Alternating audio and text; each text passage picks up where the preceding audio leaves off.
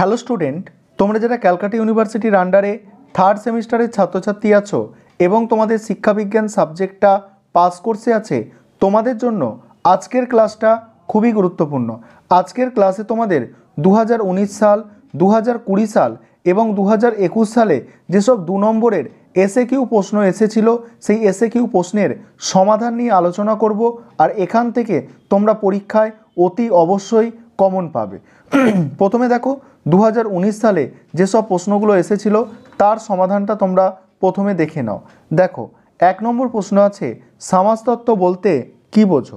সমাজতত্ত্ব হলো একটি সমাজতত্ত্ব হলো একটি সামাজিক বিদ্যা যা সমাজে বসবাসকারী মানুষের নানাবিধ সম্পর্ক, ব্যবহার এবং সমাজ নামক প্রতিষ্ঠানটির ঐক্য, পরিবর্তন এবং ধারাবাহিকতাকে যথাসম্ভব বাস্তব ও বৈজ্ঞানিক পদ্ধতিতে বিশ্লেষণ করে।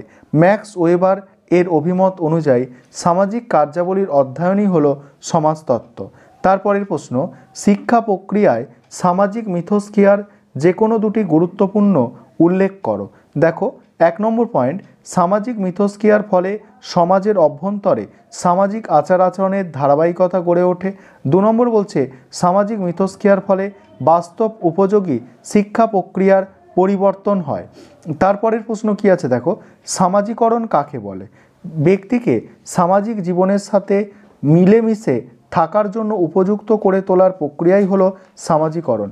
ইহা একটি শিখন প্রক্রিয়া বিশেষ। সমাজবিজ্ঞানী লা পেয়ারের মতে ব্যক্তি মানুষের গুণাবলী যে পদ্ধতি প্রক্রিয়ায় বিকশিত হয় এবং যেভাবে ব্যক্তি কার্যত সামাজিক জীবে পরিণত হয় তাকেই বলা হয় সামাজিকরণ। তারপরে দেখো, সামাজিক বিচলন বলতে কি বোঝো? নিজের চেষ্টায় কোনো ব্যক্তি যদি তার এবং তার দলের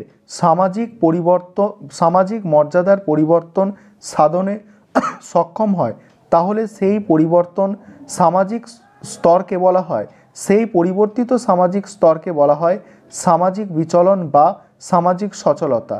যেমন কোনো কৃষক শ্রমিকের শিল্প শ্রমিকে পরিবর্তন। তারপরে দেখো পরের প্রশ্ন কি আছে। পরের প্রশ্ন আছে, সংস্কৃতির বৈশিষ্ট্যগুলি লেখো। 1 নম্বর, সংস্কৃতি সর্বজনীন ব্যক্তিগত। এখানে কি বলা হচ্ছে, পৃথিবীর যে কোনো মানুষ শিশুকে সুরক্ষা দেয়। তারপরে কি, নৃত্য, গীত ও বিনোদন আনন্দ উপভোগ করে। পৃথিবীর যে কোনো মানুষ শিশুকে সুরক্ষা দেয়।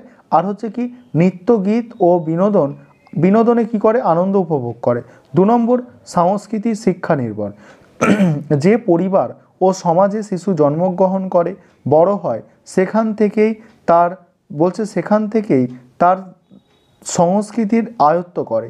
এক্ষেত্রে তার প্রথাগত ও অপ্রথাগত শিক্ষা দুই প্রয়োজন। তারপরে প্রশ্ন কি আছে? তারপরে প্রশ্ন আছে, সামাজিক যোগাযোগের প্রকারভেদগুলি আলোচনা করো। সামাজিক যোগাযোগ প্রধানত 2 প্রকারের। এক হচ্ছে দেখো বাচনিক যোগাযোগ, আর একটা হচ্ছে অবাচনিক যোগাযোগ। বাচনিক যোগাযোগ বলতে কি বলছে? বাচনিক যোগাযোগের প্রধান ভিত্তি হলো ভাষা। যে ভাষা প্রেরক ও গ্রাহক উভয়ের কাছেই বোধগম্য, সেই ভাষায় কোনো বার্তা প্রেরণ করা হলে তাকে বলা হয় বাচনিক যোগাযোগ। আর অবাচনিক যোগাযোগ কি? যখন বার্তা প্রেরণের জন্য সরাসরি ভাষা ব্যবহার না করে তার প্রতিভূ হিসাবে কোনো চিত্র, মডেল, সংকেত ইত্যাদি ব্যবহার করে বার্তা প্রেরিত হয় তখন তাকে বলা হয় অবাচনিক যোগাযোগ। তারপরে 2020 সালের প্রশ্নপত্রটা তোমরা দেখে নেবে। তার আগে যে বিষয়টা বলার আছে, তোমাদের জন্য স্টাডি মেটেরিয়াল তৈরি করা হয়েছে। তোমরা যারা স্টাডি মেটেরিয়াল সংগ্রহ করতে চাও তোমরা এই নম্বরে যোগাযোগ করে 400 টাকা পে করে স্টাডি মেটেরিয়াল সংগ্রহ করতে পারো। 9123005218 এই নম্বরে যোগাযোগ করে 400 টাকা পে করে তোমরা স্টাডি মেটেরিয়াল সংগ্রহ করতে পারো। তারপরে দেখো পরের প্রশ্ন আলোচনা করব 2020 সালের প্রশ্নপত্রের সমাধান। 1 নম্বর প্রশ্ন কি আছে দেখো, সামাজিক পরিবর্তনের 2টি কারণ লেখো। 1 নম্বর হচ্ছে শিক্ষা ও সংস্কৃতি। কি বলা হচ্ছে? দেখো পরিবর্তনশীল সমাজ জীবনে প্রাতিষ্ঠানিক শিক্ষা ও প্রচলিত সংস্কৃতি জনজীবনের মূল্যবোধকে বহুলাংশে উন্নীত করেছে। তারপরে কি হচ্ছে দেখো, শিক্ষা ও গণতন্ত্র। গণতান্ত্রিক প্রক্রিয়ায় সমাজ জীবন শিক্ষিত ও পারদর্শী হয়ে উঠবে। তারপরে বলা হচ্ছে প্রাথমিক গোষ্ঠী কাকে বলে। প্রাথমিক গোষ্ঠী হলো একটি স্বল্প সংখ্যাবিশিষ্ট অন্তরঙ্গ গোষ্ঠী বিশেষ যেখানে সদস্যদের মধ্যে মুখোমুখি সম্পর্ক অবস্থান করে এবং সদস্যদের মধ্যে আমরা মনোভাব শীর্ষে অবস্থান করে। এই প্রকার গোষ্ঠী কোনো বিশেষ উদ্দেশ্যে, যেমন পরিবার, খেলার দল, এগুলো হচ্ছে উদাহরণ। তারপর দেখো সামাজিকীকরণের দুটি বৈশিষ্ট্য লেখো। সামাজিকীকরণের বৈশিষ্ট্য কি বলা হচ্ছে দেখো, সহজাত প্রবৃত্তির মাধ্যমে সামাজিকীকরণ ব্যক্তির ক্ষেত্রে কাজ করে। 1 নম্বর। 2 নম্বর, সামাজিক অভিব্যক্তির প্রকৃতির মধ্যে সামাজিকরণ প্রক্রিয়ার গতি প্রকৃতি অবস্থান করে। পরে বলা হচ্ছে দেখো সামাজিক স্তরবিন্যাস বলতে কি বোঝো। সামাজিক স্তরবিন্যাস হলো এমন একটি ব্যবস্থা যেখানে অর্থ, সম্পদ, মেধা, বংশ, শিক্ষা, বয়স, পেশা, লিঙ্গ, ক্ষমতা ইত্যাদির ভিত্তিতে সমাজে বিদ্যমান জনসংখ্যাকে বিভিন্ন স্তরে বিভক্ত করা হয়। পরের প্রশ্ন, সামাজিক যোগাযোগে সংবাদপত্রের যে কোনো দুটি সুবিধা লেখো। প্রথমত কি আছে দেখো, সংবাদপত্রের মাধ্যমে শিক্ষার্থীদের চিন্তাধারা, আচরণ, নৈতিক ও সামাজিক জ্ঞান উন্নত হতে পারে এবং শিক্ষার্থীর চিন্তন প্রক্রিয়া সক্রিয় হয়ে ওঠে। দ্বিতীয়ত বলা হচ্ছে সংবাদপত্রে পরিবেশিত বিভিন্ন তথ্য শিক্ষার্থীদের বিভিন্ন বিষয়ে জ্ঞান লাভে সাহায্য করে এবং তারা বিভিন্ন বিষয়ে আগ্রহ প্রকাশ করে। তারপরে কি বলা হচ্ছে দেখো, ধর্মনিরপেক্ষ শিক্ষা কি। ধর্মনিরপেক্ষ শিক্ষা বলতে বোঝায় ধর্মের নিরপেক্ষ করে শিক্ষা অথবা সমস্ত ধর্মের সমান অধিকার বজায় রেখে যে শিক্ষা ব্যবস্থা পরিচালনা করা হয় তাহাই ধর্মনিরপেক্ষ শিক্ষা। ভারতের মতো বহু ধর্মের দেশে সমস্ত ধর্মের সমানাধিকার বজায় রেখেই ধর্মনিরপেক্ষ শিক্ষা ব্যবস্থা প্রচলিত রয়েছে। তারপরে কি বলা হচ্ছে দেখো, তারপরে বলা হচ্ছে 2021 সালের প্রশ্নপত্রটা দেখো। এখানে শিক্ষাসই সমাজবিজ্ঞান কাকে বলে। শিক্ষাসই সমাজবিজ্ঞান হলো শিক্ষা ও সমাজের একটি সমন্বয়।